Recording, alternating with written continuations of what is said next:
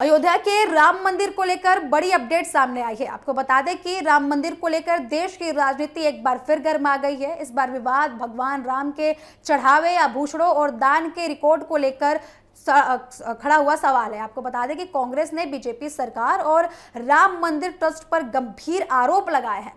कांग्रेस का दावा है कि भगवान राम को चढ़ाया गया हीरे का हार गायब है, सोने के आभूषण का कोई पूरा रिकॉर्ड नहीं रखा गया है और नगद दान के हिसाब में भी गड़बड़ी है। हालांकि इन आरोपों की पुष्टि नहीं हुई है और न ही राम मंदिर ट्रस्ट या फिर केंद्र सरकार की ओर से इन दावों पर आधिकारिक प्रक्रिया सामने आई है। लेकिन कांग्रेस के वरिष्ठ नेता और राज्यसभा सांसद राजीव शुक्ला ने जो है दिल्ली स्थित कांग्रेस मुख्यालय में प्रेस कॉन्फ्रेंस कर सरकार पर तीखा हमला बोला। उन्होंने आरोप लगाया कि बीजेपी भगवान राम के नाम पर राजनीति कर रही है और अब श्रद्धालुओं की आस्था से जुड़े दान पर भी सवाल खड़े हो रहे हैं।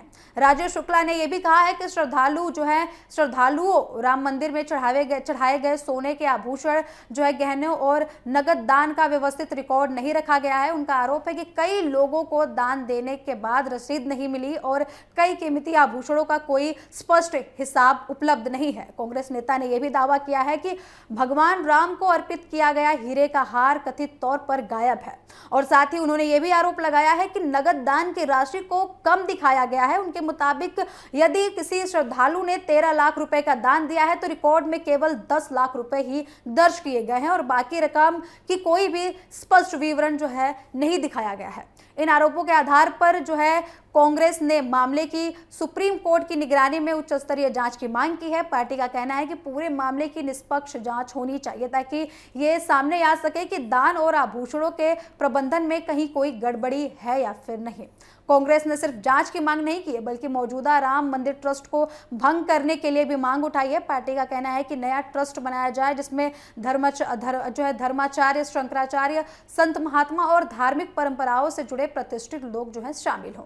कांग्रेस का आरोप है कि वर्तमान ट्रस्ट के कामकाज में राजनीतिक प्रभाव दिखाई देता है जबकि धार्मिक संस्थानों का संचालन पूरी तरीके से आस्था और धार्मिक मूल्यों के आधार पर ही होना चाहिए। उन्होंने ये भी कहा है कि देश भर में मंदिर ट्रस्ट के प्रबंधन को लेकर लगातार शिकायतें मिल रही हैं। उनके अनुसार श्रद्धालुओं का विश्वास तभी मजबूत होगा जब दान और चढ़ावे का पूरा लेखा जोखा पारदर्शी तरीके से सार्वजनिक किया जाएगा।